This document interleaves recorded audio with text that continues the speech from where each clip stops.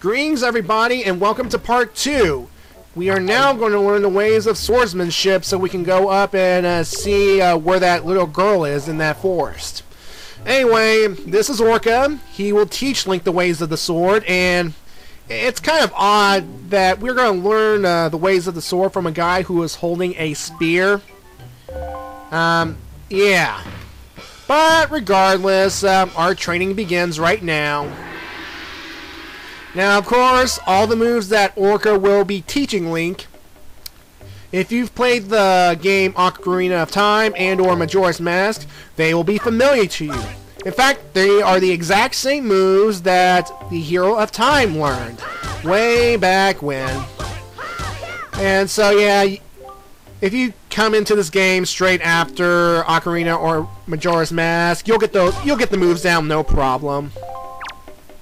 Now, the thing about it though is that if Orca tells you to do this move, but you do the wrong move, he will punish you by actually like pushing you on the ground with the spear, like so right here, and he will demand that you keep on doing it or else. And we have to keep on doing it because we cannot go any further until we learn all the sword moves of this game.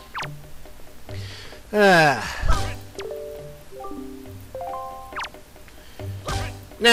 I like to point out that the combat in this game, that it has kind of a musical note kind of thing. Like, every blow that you hit produces a musical note, like bum bum bum bum, as you hear.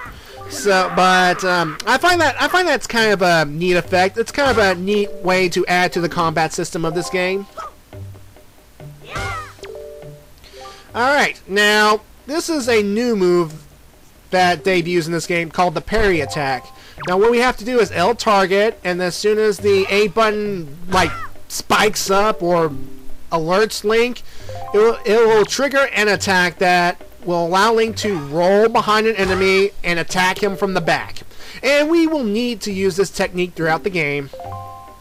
And now here comes my trademark favorite move of all time, the jump attack. And again, the jump attack is used to deal 2 points worth of damage, so yeah. Alright, so our training complete. Orca will allow us to keep the sword, so yeah. We now have a way to attack enemies, and we will encounter our first enemies in just a bit.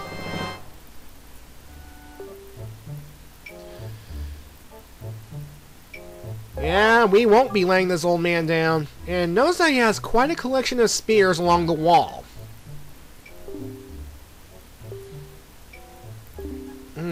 Maybe he was once a fisherman at some point, and then he decided to go the way of the sword. Or maybe he uses sword techniques to get the fishing, because as you've noticed, if you pay attention to the wall, those are shark mouths. Like the mouths of sharks, or bones of sharks' mouths along the wall, and yeah, this guy's not to be messed with, so yeah. Alright, now that we have access to a sword, we can actually cut down the grass and get rupees, just like in previous games. Yeah, that makes one wonder, how do rupees appear in the grass anyway? I mean, of course, this place here, magic? A wizard did it? I don't care. I get money, regardless. Oh yeah, now we can help this guy out right here. And stop following me, snotty! Leave me alone! I don't want your snot over my nice clean clothes. My new clothes that Grandma made for me. See, that's the thing about this game is, because of the detail it's made in the graphics and the character reactions, some kids will actually, some people will actually react to you if you come close to them for any reason. And we'll be seeing more of that as the game continues. And look at how the guy's just like, what? As Link just hacks and slashes all the grass with the sword, and we're collecting all the money.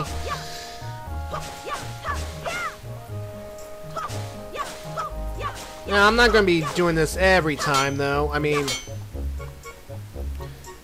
But hey, I gotta practice my sword skills. But again, if you're coming straight to this from the other previous Zelda 3D games, you don't really need to practice. Although, the thing, again, I like to mention before is L targeting is a little more difficult because, again, we do not have access to a fairy, and which means we have to actually hold the L button down while we fight an enemy. Because as soon as we let go, we lose the ability to actually focus on one type of enemy. Anyway, we are going up this way towards the little cave that's on top of the... well, it's not really a cave. It's pretty much an entrance to a location on Outset Island called the Forest of Fairies. And why is it called the Forest of Fairies, you may ask? And because we are so high on the island, the music dies. Like, we have no music at all. Of course, here, why is the bridge missing a plank? You think someone would come up here and fix this bridge, you know? That's a little safety hazard. And this blade is so sharp, it can strike down small trees, too, apparently. Alright, let's go find this girl. Let's see what's going on here. As soon as I cut down more grass for money. Okay. Come on, past me, go! Yeah, there we go.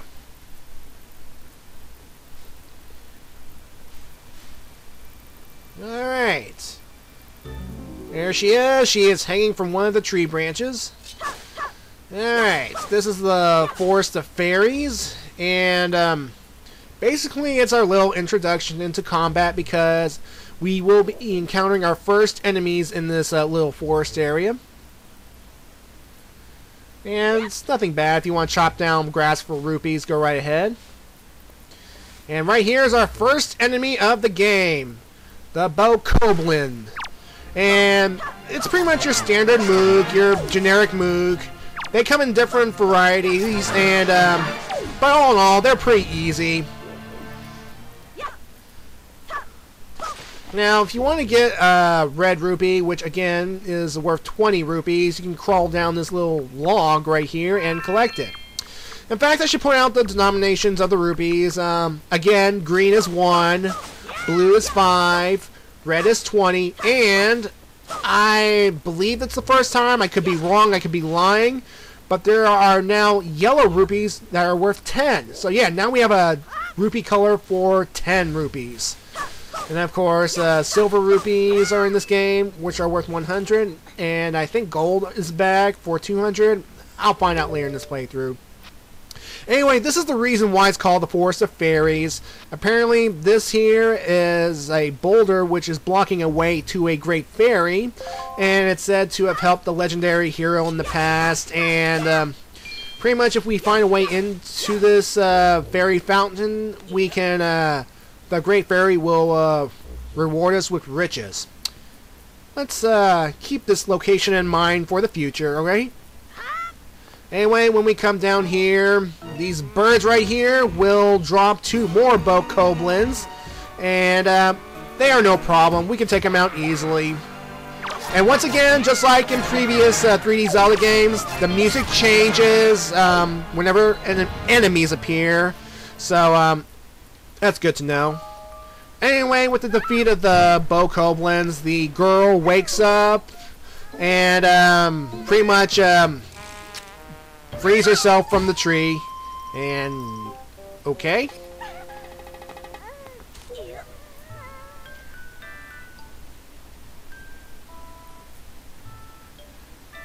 Okay, there's nothing to laugh at, girl. I was forced to wear this goofy outfit, and I'll be stuck in this goofy outfit for the rest of the game. Yeah, anyway, folks, meet Tetra here. Tetra here is actually the leader of the pirates. Yep. She's the boss, even though she's a kid. I mean, what she orders, they have to do, and all that stuff. And on this guy right here, the big guy right here, his name is Gonzo. And, yeah, at least he's a... Yeah, Gonzo. At least he's a big, strong pirate and not a blue, long-nosed, goofy Muppet who has a thing for chickens. Whatever. Anyway, after we're going to be treated to a long cutscene where the game-changing event will happen. It is this scene where it will happen.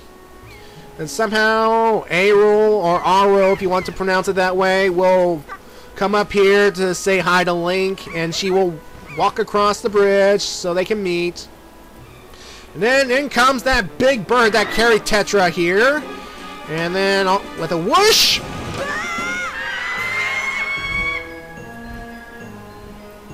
Oh my. Oh man.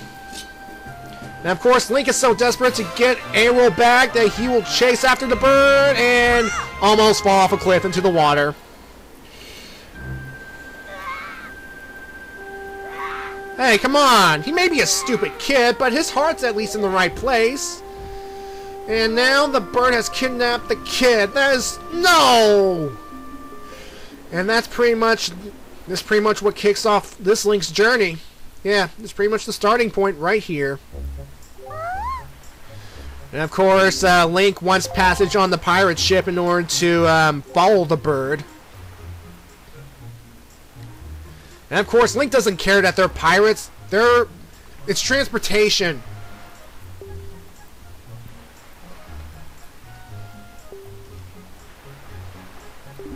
Oh, it does.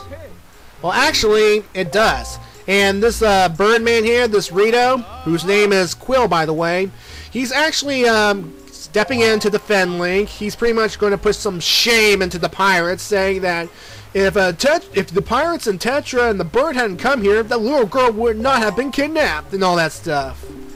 Blah, blah, blah, blah, blah. Anyway, he will also be some plot exposition saying that young girls that have pointed ears have been getting kidnapped all over the sea, and they're pretty much being taken to a place called the Forsaken Fortress. And yeah, and pretty much why this guy has been hearing rumors by traveling all over the Great Sea, which is because this guy here is the postman. Yeah, he is one of many postmen along in this game, and their job is to fly from island to island to deliver letters and all that stuff, so yeah.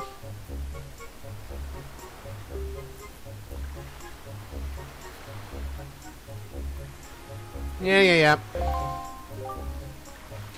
And of course, we're getting more plot exposition. Woohoo!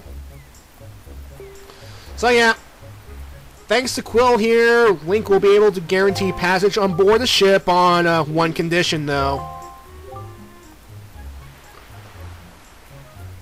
Well, the thing is, though, Link here is currently ill-prepared to actually go on this journey with the pirates. There has to be something called a shield, hint, hint. And it just so happens I happen to know where a shield is. Home. Grandma. Thank you. So, yeah. Anyway, Tetra and them are saying, hey, if you got any last-minute things you need to do here, do it now. Because once you come back here with the shield and we're going, you won't come back here for a while and all that stuff. So, that's exactly what I'm going to do. I'm going to go and do some last-minute thingies right now. And of course, what happened to Subel's pot? Anyway, if you want to get some cash, crawl underneath Link's house right here, and it will ultimately take us to a little secret place underneath the house, which will contain a treasure chest, and inside that treasure chest will be 100 rupees, which is actually an orange rupee. Bleh. Sorry, I got my colors mixed up. See, this is what happens when I go from game to game. See, because they screw up the color denominations of the game from time to time. I mean, in Ocarina of Time and Majora's Mask, those silver rupees were considered the 100 denomination. In this game, they're considered orange, so yeah. But the denominations are the same. Green for 1, blue for 5, red for 20, and 50 for purple. Purple 50, so yeah. So we also get an additional 10 for yellow, and orange is 100. Orange, and I don't think I need to explain myself any further on the rubies. Let's just, yeah. Oh, and by the way, the maximum amount of rubies Link can carry at this point, it's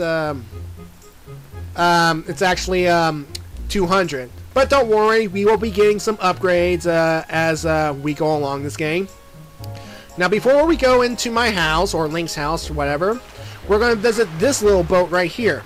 Now, this little boat here is actually a shop that we will be visiting throughout this game. And this guy here, his name is Beetle. And it's pretty much what we have to do here is, this guy sells bait. Lots and lots of bait.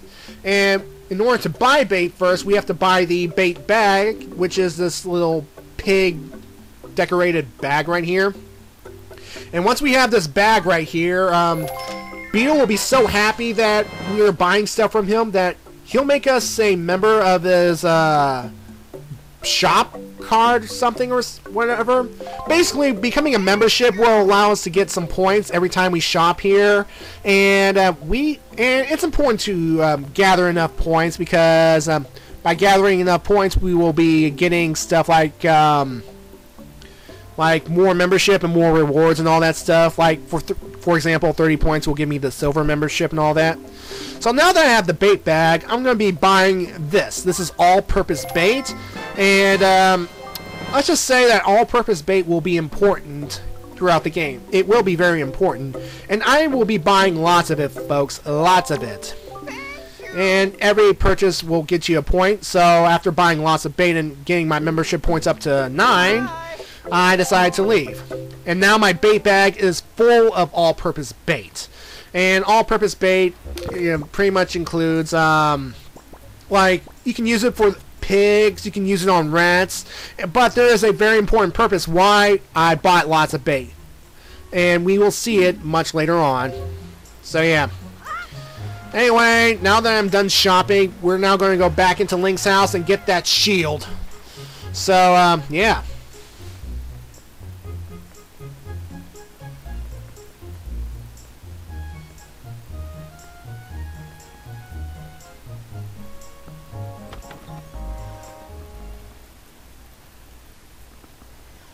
Alright, let's go up this ladder right here, and, well, first let's talk to Grandma here. Let's see how she's doing throughout this whole crisis.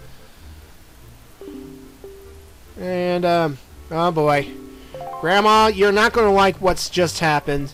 But anyway, let's get that shield, and, what the heck? Anyway, once we go back down the ladder, it will trigger a cutscene to reveal that Grandma has the shield.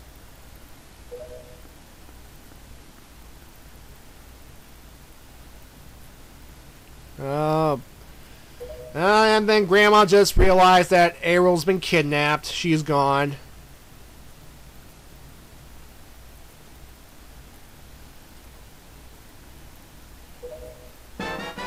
And then, of course, Link is definitely not that happy with it because, well, that means he's actually going to do this. He's actually going to leave Grandma.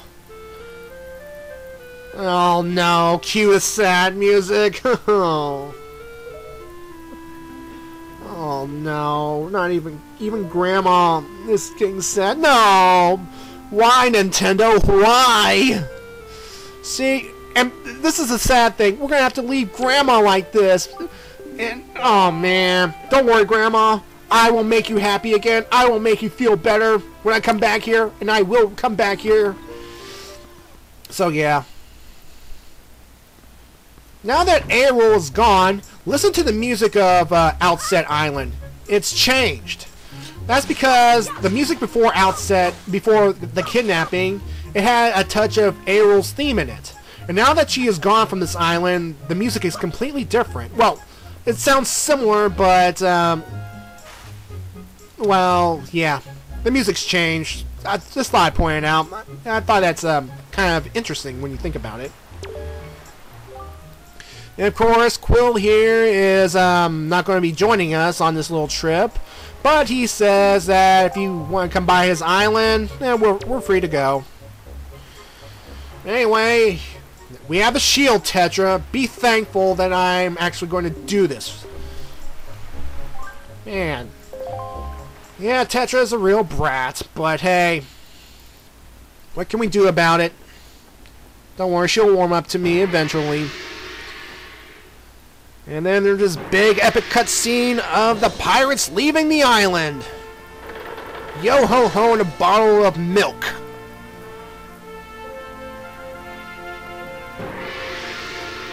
And of course there's all the villagers there waving Link goodbye. Now, normally they would be like, what the heck are you doing, kid? You shouldn't be going. But when you consider this, you know that whole ritual of Link putting on the green tunic and green hat? To them, that's the whole ritual of them becoming a man, and Link is essentially the man of the house. It is his responsibility to take care of his family, and he is going to go take care of his sister. He's going to go after his sister. He's that strong about it. And you just missed this nice little scene of Grandma just seeing Link goodbye, and Link just, it's all touching. But then, of course, Tetra had to ruin the mood. Thank you very much. Trust me, we will warm up to Tetra later on in this game. I promise. Anyway, of course, Tetra offers to take Link back, but hey, Link is so dedicated to rescuing his sister that he is going to go on. He's going to do this. And then, of course, we're pretty much, as Tetra and the rest of the pirates will explain, we're just going to be in the way. So she's going to pretty much send us down below to have a little fun with a guy named Nico. And, of course, there's Gonzo here on the wheel. And, of course, he too says, go find Nico. But before that, let's meet the rest of the pirates. Let's meet the rest of the crew. This cutthroat bunch and all that. Alright, this guy right here, his name is Mako.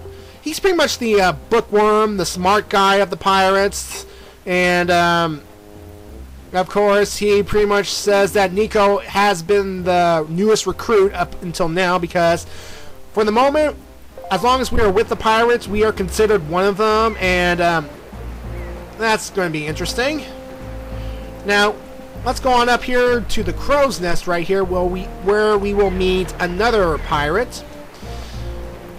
And of course, it's a long climb because, again, pirate ships have to have that crow's nest and lookout in case something good or interesting or bad happens. And speaking of lookout, this here is Zuko. And he pretty much has a telescope, he's the lookout and all that stuff. And no, folks, they are not... He's not named after that Fire Nation prince in Avatar: The Last Airbender. This game came out long before that. So, bleh. Anyway, let's go up front, because there's another pirate that we can meet just before we go down below.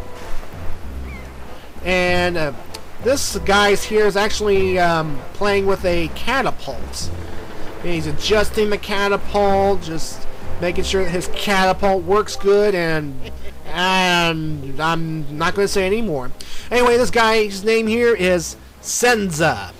And according to the wiki I've read, I don't know if it's true, he's supposed to be the helmsman, but at the moment, Gonzo's pretty much at the wheel, so that's either that's a lie or he's pretty much on catapult fixing duty. And why do they have a catapult in the first place?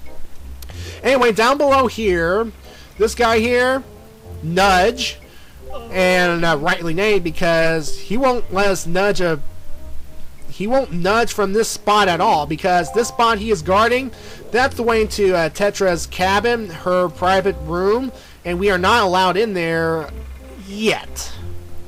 I'll show you in a future video. Anyway, here, this here is Nico, the newest of the pirates until now, like I mentioned. And then, of course, he's so happy that there's a new guy around and that he is the boss, and so, yeah. Anyway, what Nico is going to do is he's going to step on this switch right here, which will trigger a little mini game that we have to complete. We have to do this in order to move on. Basically, what will happen here is by stepping on the switch, these platforms will rise. And, of course, Nico will demonstrate the fine art of jumping from platform to platform. But, as he will explain, the next platform's a little bit further than regular jumping distance. In which case, he will actually go towards the rope and start swinging at it. Yeah, folks, this game introduces us to this swinging rope mechanic. And it's a good idea to get used to the swinging rope mechanic because, yeah, we're going to be doing this all throughout the game. Get used to it. And it'd be good to get some practice in. So, the goal is, during this little swing rope practice session, is we have to get to that door over here where Nico is. And we have to get there in the allotted time.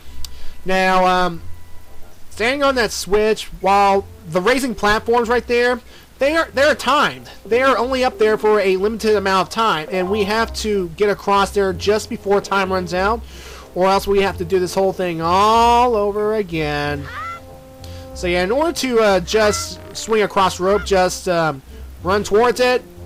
Link will automatically grab it, and he'll swing across. Now, of course, if he manages to fall off one of the platforms by mistake or anything, Nico will give this little lecture on how you can actually stop mid-air, like stop while on swinging on a rope, and actually adjust yourself. And it'd be best to remember that. So you can just hold R, then tilt, and you can actually climb up the rope if you need some extra height. Yeah, so what I'm going to do right now is I'm going to reset the puzzle so I can have some more time. And then, of course, I will be doing this right this time. I will show you what to do. Now, the thing about these rope puzzles here, these swinging rope, it'd be a good idea to make sure to adjust the camera angle, to adjust your line of sight so that Link will be lined up with one of the ropes here. That way, Link can just hop onto the rope and jump from platform to platform until the end. Now, of course, Nico keeps bragging that it'll take a year for you to get this thing done, but we can do it in just less than 2 tries. So, now, take that, Nico.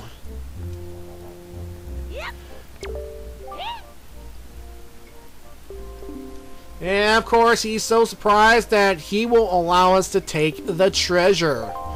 And of course, this treasure that we are going to get is going to be called the spoil bag. Now, the spoil bag is one of 3 carrying bags that Link will have on his person throughout this quest. In fact, the bait bag is another one of these carrying bags that will serve Link throughout his journey. Oh, isn't this a familiar scene? Oh, man. So yeah, what we do is, when we attack enemies, they will drop some treasures. And with the spoils bag, we can collect said treasures and save them for later, to give them to certain people, and yeah.